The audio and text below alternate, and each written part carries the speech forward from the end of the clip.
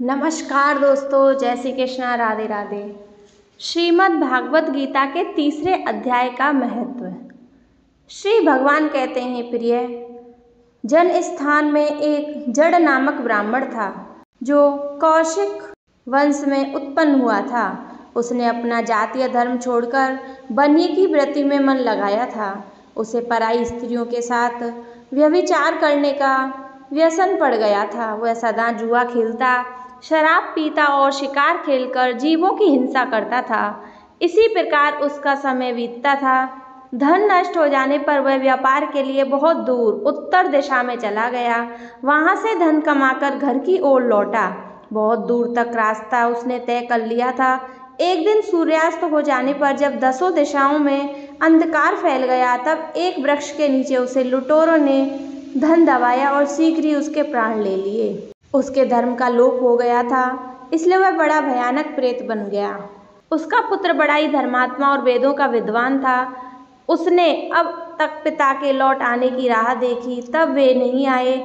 तब उनका पता लगाने के लिए वह स्वयं भी घर छोड़कर चल दिया।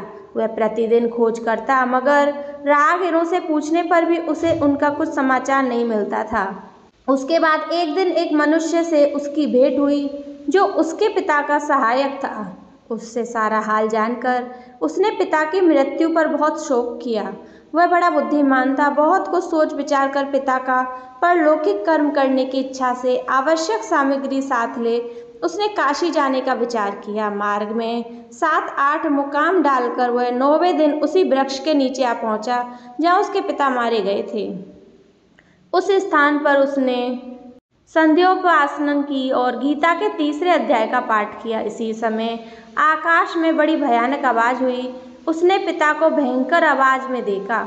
उसने पिता को भयंकर आकार में देखा।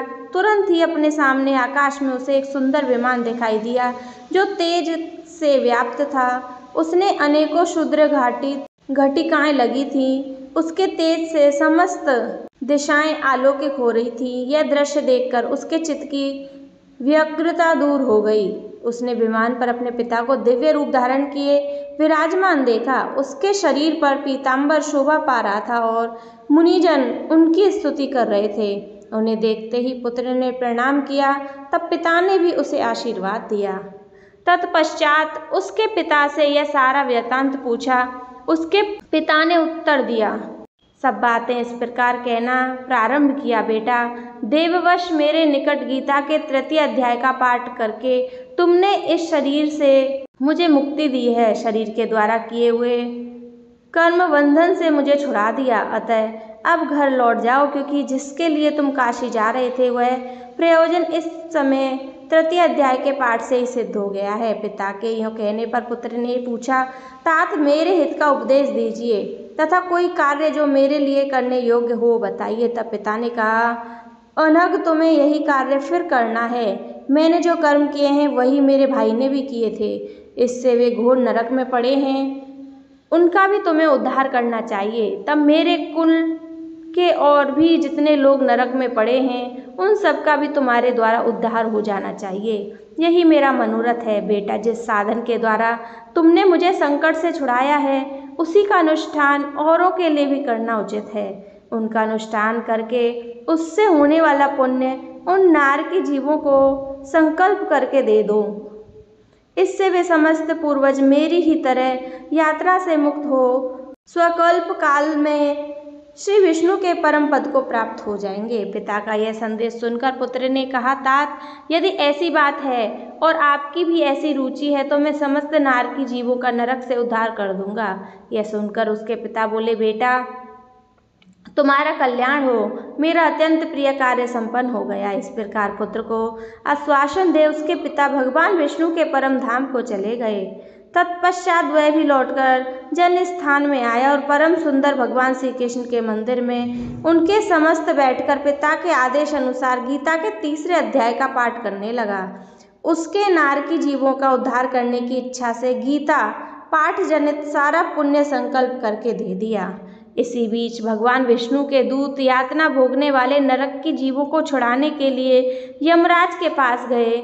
यमराज ने नाना प्रकार के सत्कारों से उनका पूजन किया और कुशलता पूछी। वे बोले, यह धर्मराज, हम लोगों के लिए सब और आनंद ही आनंद है। इस प्रकार सत्कार करके पितृलोक के सम्राट परम बुद्धिमान यम ने विष्णु दूतों से यमलोक में आने का कारण पूछा। तब विष्णु दूतों ने कहा, यमराज, शेष शैया पर शयन करने वाले भगवान विष्णु ने हम लोगों को आपके पास कुछ संदेश देने के लिए भेजा है। भगवान हम लोगों के मुख से आपकी कुशल पूछते हैं और ये आज्ञा देते हैं कि आप नरक में पड़े कुछ समस्त प्राणियों को छोड़ दें। अमित तेजस्वी भगवान विष्णु का यह संदेश सुनकर यम ने मस्तक झुकाकर उसे स्वीकार किया और मन ही मन कुछ सोचा। तत्पश्चात मंदोन्मत्त नाम की जीवों को नरक से मुक्त देखकर उसके साथ ही वे भगवान विष्णु के वास स्थान को चले। यमराज श्रेष्ठ विमान के द्वारा जहाँ क्षीर सागर है वहाँ जा पहुँचे। उसके भीतर कोटि कोटि सूर्यों के समान कांतिमान, नील कमल दल के समान श्याम सुंदर लोकनाथ जगत गुरु श्री हरि का उन्होंने दर्शन किया। भगवान का तेज उनकी शैया बने हुए शेषनाग के फणों की मड़ियों के प्रकार से दुगना हो रहा था। वे आनंद युक्त दिखाई दे रहे थे। उनका हृदय प्रसन्नता से परिपूर्ण था। भगवती लक्ष्मी अपनी सरल चितवन से प्रेम पूर्वक उन्हें बार बार निहार रही थी। चारों ओर योगीजन भगवान की सेवा में खड़े थे। ध्यानस्थ होने के कारण उन योगियों की आंखों से तारे निश्चल प्रतीक होते थे। देवराज इंद्र अपने विरोधियों को परास्त करने के उद्देश्य से भगवान की स्तुति कर रहे थे। ब्रह्मा जी के मुख से निकले हुए वेदांत वाक्य मूर्तिवान होकर भगवान के गुणों का गान कर रहे थे। भगवान संतुष्ट होने के साथ ही समस्त योनियों की ओर से उदासीन प्रतीक होते थे। जीवों में से जिन्होंने योग साधना के द्वारा अधिक पुण्य संचय किया था, उन सबको एक ही साथ वे कृपा दृष्टि से निहार रहे थे। भगवान अपने स्वरूप भूत अखिल चराचर जगत को आनंदपूर्ण दृष्टि से आमोदित कर रहे थे। शेषनाग की प्रभा से और सर्वत्र व्यापक दिव्य ग्रहण धारण किए नील कमल के सदृश श्याम वर्ण वाले श्री हरि ऐसे जान पड़ते थे मानो चांदनी से घिरा हुआ आकाश सुशोभित हो रहा हो। इस प्रकार भगवान की झांकी के दर्शन करके यमराज अपनी विशाल बुद्धि के द्वारा उनकी स्तुति करने लगे। यमराज बोले, संपूर्ण जगत का निर्माण करने वाले परमेश्वर, आपका अंतकरण अत्यंत निर्मल है। आपके मुख से ही वेदों का प्रादुर्भाव हुआ है। आप ही विश्व स्वरूप और इसके विधायक ब्रह्मा हैं। आपको नमस्कार है। अपने बल और वेग के कारण जो अत्यंत सुदर्श प्रतीक होते हैं, ऐसे दानवेंद्रों का अभिमान चूर्ण करने वाले भगवान विष्णु को नमस्कार है। पालन के समय सतमय शरीर धारण करने वाले विश्व के आधारभूत सर्वव्यापी श्री हरि को नमस्कार है। समस्त देहधारियों की पातक राशि को दूर करने वाले परमात्मा को प्रणाम है।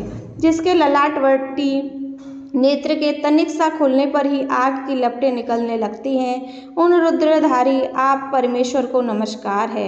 आप संपूर्ण विश्व के गुरु, आत्मा और महेश्वर हैं। अतः समस्त वेद जनों को संकट से मुक्त करने पर उन पर अनुग्रह करते हैं। आप माया से विस्तार को प्राप्त हुए अखिल विश्व में व्याप्त होकर भी कभी माया अथवा उनसे उत्पन्न होने वाले गुणों से मोहित नहीं होते। माया तथा मायाजनिक गुणों के बीच में स्थित होने पर भी आप उन में से किसी का प्रभाव नहीं पड़ता। आपकी महिमा का अंत नहीं है, क्योंकि आप समीप हैं। फिर आप वाणी के विषय कैसे हो सकते हैं? अतः मेरा मौन रहना ही उचित है। इस प्रकार स्तुति करके यमराज ने हाथ जोड़कर कहा, आपके आदेश से इन जीवों को गुण रहित होने पर भी मैंने छोड़ दिया। अब मेरे योग्य और कोई कार्य हो सो बताइए। उनके यूँ कहने पर भगवान मधुसूदन मेघ के समान गंभीर वाणी द्वारा मानो अमृत रस से खींचते हुए बोले, यमराज, तुम सबके प्रति समान भाव रखते हुए लोगों का पाप से उद्धार करते हो। तुम पर देहधारियों पर भार रहित मैं निश्चित हूँ। तुम अपना काम करो और मैं अपने लोक लौट जाओ। यूँ कहकर भगवान अंतर ध्यान हो गए। यमराज भी अपनी पुरी को लौट आए। तब तक ब्राह्मण अपनी जाति के और समस्त नारकी जीवों का नरक से उद्धार करके स्वयं भी श्रेष्ठ विमान द्वारा श्री विष्णु को धाम को चला गया। तो दोस्तों, यह था गीता के तीसरे अध्याय का महत्व। जय श्री कृष्णा। राधे राधे।